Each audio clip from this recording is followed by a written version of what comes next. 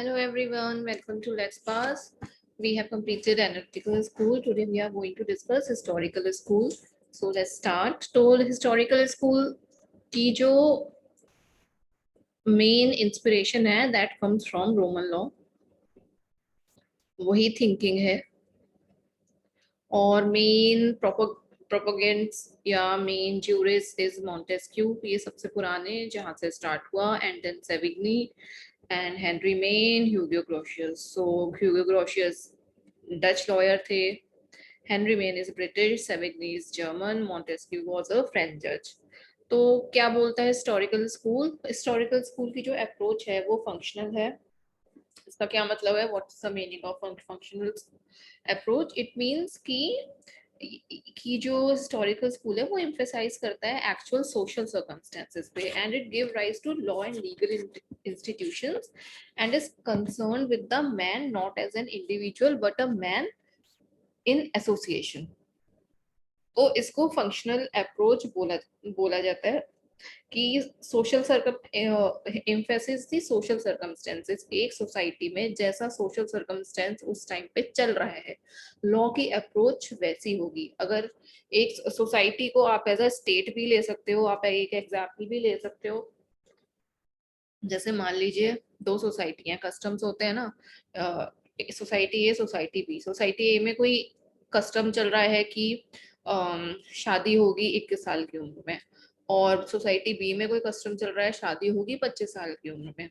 ये दोनों उनके ऐसे कस्टम्स चले आ रहे हैं. तो हिस्टोरिकल लॉ कस्टम्स को भी मानता है. जैसी सोसाइटी है वैसे वैसे लॉ इवॉल्व होती है. This is the approach of historical school. तो यही फंक्शनल अप्रोच है. तो ये जो दोनों सोसाइटीज हैं अगर ऐसा चल रहा है यहाँ पे ऐसी डिफरेंट, तो उसी हिसाब से जो लॉ है उसकी अप्रोच होगी. तो this is what is meant by functional approach. और ये मोटो क्या है, ये थर्ड पॉइंट पे मैं भी आऊंगी क्योंकि थोड़ा सा एक्सप्लेन करना पड़ेगा.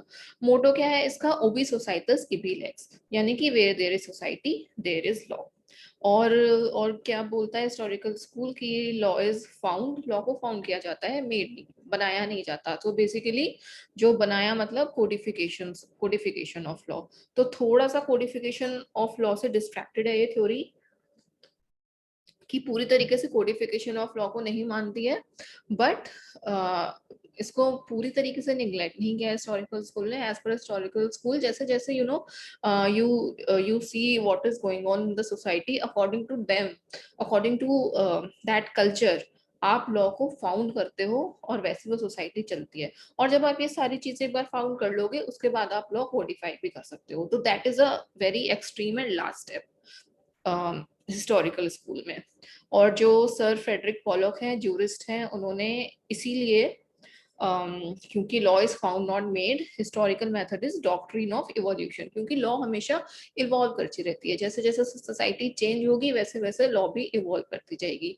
तो यही हिस्टोरिकल लॉ बोलता है. और ये भी बोलता है कि law not of universal application as traditions customs define law.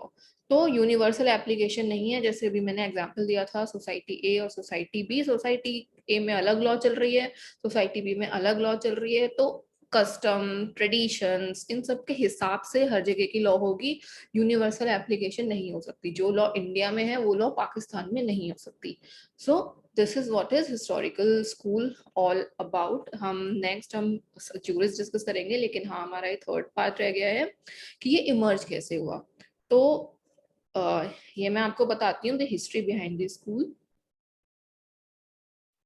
देखिए हुआ क्या था, आया क्या कैसे था हिस्टोरिकल स्कूल. सो 1814 की बात है. There was this person Thibaut. मैं उनका पूरा नाम मुझे याद नहीं आ रहा है. मैं आपको, हाँ, एंटोन फ्राइड्रिश जस्टिस थीबॉट ये पूरा नाम है. So he was a German jurist. तो उस टाइम पे क्या हुआ था कि नेपोलियन ने ऑलमोस्ट पूरे यूरोप पे कब्जा करके रखा हुआ था. और ये जो जर्मन जूरिस्ट है थेबॉट ऑफ हाइडलबर्ग उनको बोला जाता है. तो उनको उस टाइम पे लगा कि अब ऐसे में हमें कोडिफाइड लॉ की जरूरत है and he came up with a code with all legal principles. तो ये जो इनका कोड था उस टाइम वहां पे बहुत दिक्कत हुई, क्योंकि उस टाइम जर्मनी छोटे छोटे डिस्ट्रिक्ट्स में डिवाइडेड था. और आप आप किसी भी डिस्ट्रिक्ट में जाओ तो वो जो हर डिस्ट्रिक्ट के कोड चेंज हो जाते थे और लॉ चेंज हो जाती थी, और उससे वहां पे काफी डिफिकल्टी हो रही थी, लॉ इवॉल्व नहीं हो पा रही थी।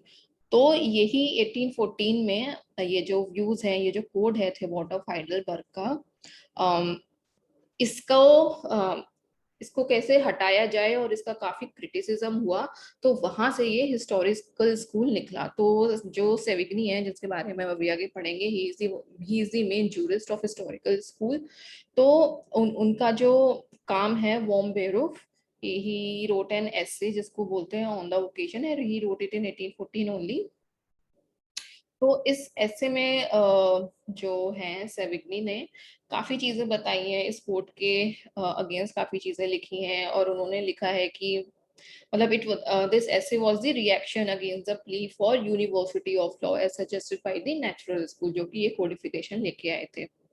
तो ऐसे ये इवॉल्व हुआ, और फिर काफी सारे फिलोसफर जो सेविग्नी से करते थे, जिनको सही लगा सेविग्नी का, जैसे कि हेनरी मेन और ह्यूगो ग्रुशियस, वो सब आए।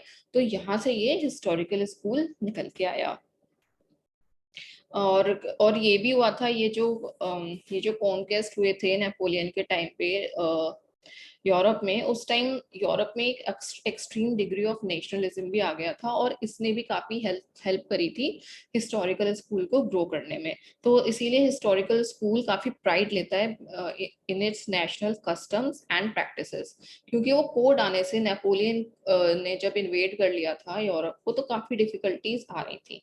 तो हिस्टोरिकल स्कूल का कोडिफिकेशन, यहाँ कोड नॉट कोडिफिकेशन स्टार्टिंग यहाँ से हुई। वो रिएक्शन था against the Thibaut's of Heidelberg proposal of codification of laws, and उस टाइम फिर ये नेशनलिज्म भी आया। तो ये दो चीजें थी, और वहां से ये हिस्टोरिकल स्कूल निकल के आया।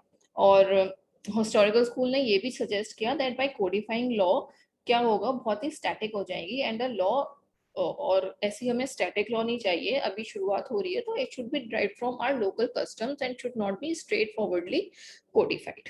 सो this is the history of historical school. और अब हम आगे चलते हैं अपने ज्यूरिस पे, और उनकी थ्योरीज के बारे में बात करेंगे ऑफ हिस्टोरिकल स्कूल।